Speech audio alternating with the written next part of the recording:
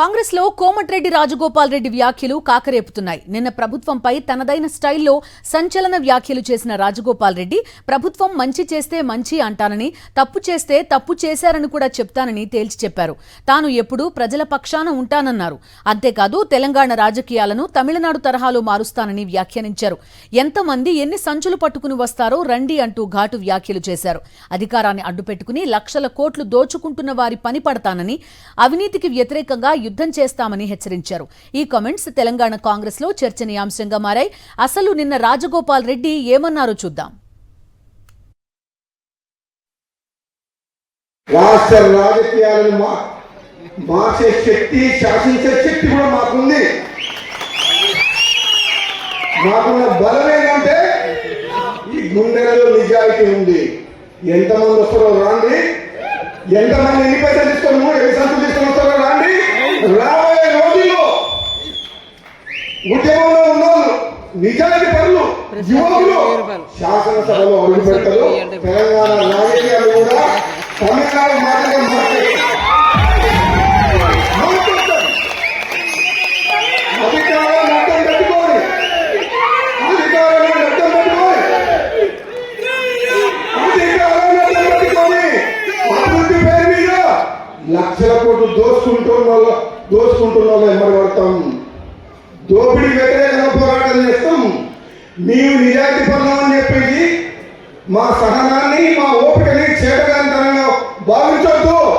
అవసరం వచ్చినప్పుడు విద్యార్థుల కోసం, నిరుద్యోగుల కోసం, యువకుల కోసం, రైతుల కోసం, పేదల కోసం, మా అక్క చెల్లెల కోసం అవినీతికి వ్యతిరేకంగా పోరాటం చేసి యుద్ధం చేస్తాం.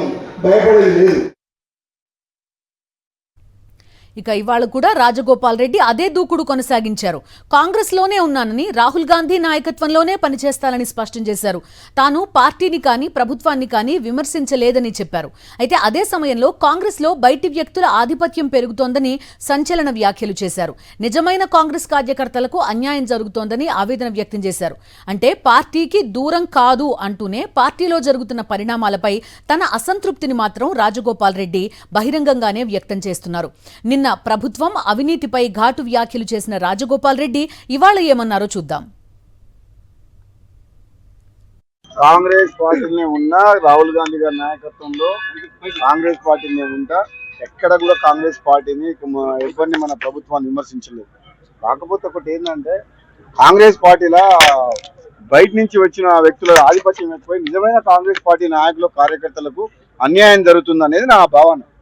రెండోది, నిజంగా కాంగ్రెస్ పార్టీ ప్రజాపాలన వచ్చింది కదా, ప్రజాపాలన వచ్చినప్పుడు తెలంగాణ ఉద్యమకారులను కానీ కాంగ్రెస్ పార్టీ నాయకులను కానీ మొదటి నుంచి వచ్చిన వాళ్ళకు కూడా గౌరవం దక్కాలనేది, ఈ ప్రభుత్వంలో వాళ్ళకు కూడా సముచిత గౌరవం కల్పించాలని చెప్పి నా భావన.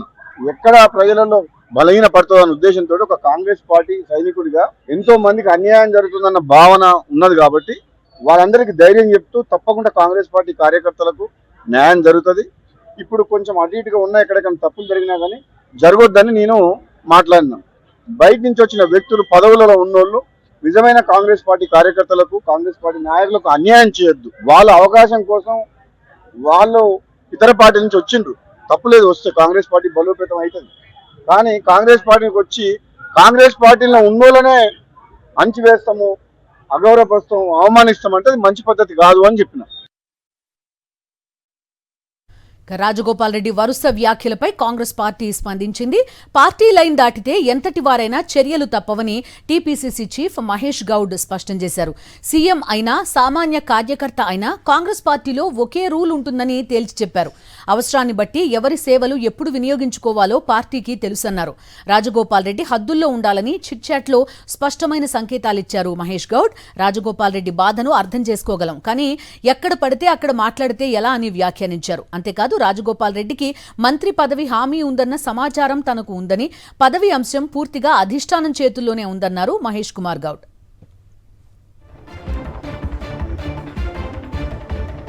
రాజగోపాల్ రెడ్డి వ్యవహార శైలి, పీసీసీ చీఫ్ కామెంట్స్ కి సంబంధించి పూర్తి సమాచారం అందిస్తారు మా కరెస్పాండెంట్ రాకేష్ జాయిన్ అవుతున్నారు. రాకేష్ చెప్పండి, ఒకవైపు నిన్న మాట్లాడిన మాటలు తీసుకుంటే నర్మగర్భంగా చాలా కామెంట్స్ చేశారు. కేవలం మనం ప్రసారం చేసిన వ్యాఖ్యలు మాత్రమే కాదు, టీపీసీసీ చీఫ్ ఆయన లైన్ దాటినట్టుగా భావిస్తున్నారా?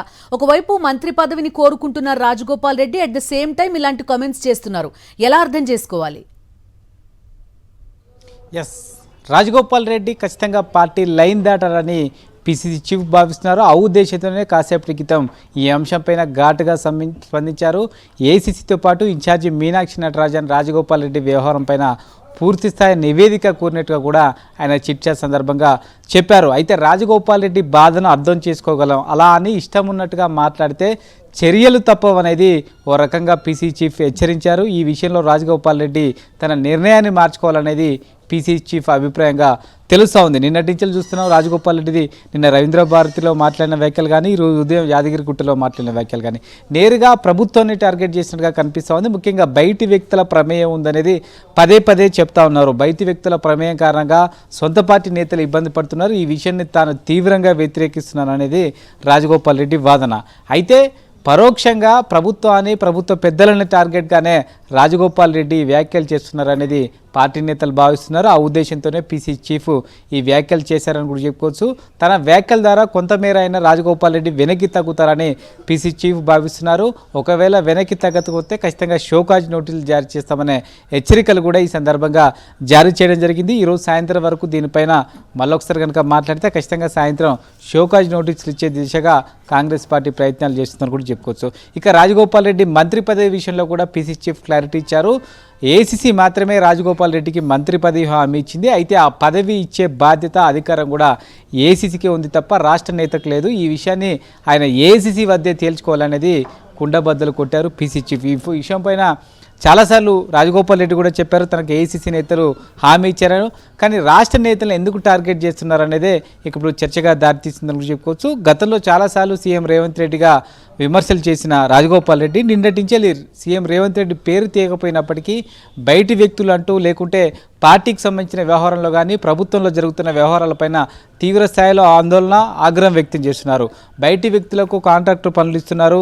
దీంతోపాటు ఇందిరమ్మ ఇళ్ల విషయంలో 1,00,000 కొర్రీలు పెడుతూ అసలైన లబ్ధిదారులకు చేయకుండా చేసే ప్రయత్నం జరుగుతుందనే విమర్శలు చేస్తున్న నేపథ్యంలో ఇది ప్రభుత్వంలో డిఫెన్స్లో పడాల్సిన పరిస్థితి ఏర్పడుతుంది. ముఖ్యంగా రాజగోపాల్ రెడ్డి వ్యాఖ్యలు ప్రతిపక్షాలకు కూడా ఒక ఆయుధంగా మారుతున్న పరిస్థితి కనిపిస్తుంది. బీజేపీ నేత మహేశ్వర్ రెడ్డి రాజగోపాల్ రెడ్డి వ్యాఖ్యలను ఆధారంగా చేసుకుని తీవ్రస్థాయిలో ప్రభుత్వంపైన విమర్శలు చేసిన నేపథ్యంలో ఇది ప్రతిపక్షాలకు ఆయుధంగా మారుతుంది. ఇప్పటికైనా రాజగోపాల్ రెడ్డి మారాలి, పరిస్థితిని దృష్టిలో పెట్టుకుని అంతర్గతంగా మాట్లాడాలంటూ కూడా పీసీసీ చీఫ్ రిక్వెస్ట్ చేస్తూ ఉన్నారు. అయితే రాజగోపాల్ రెడ్డి పీసీసీ మాట్లాడిన తర్వాత ఇంతవరకు అయితే మాట్లాడలేదు.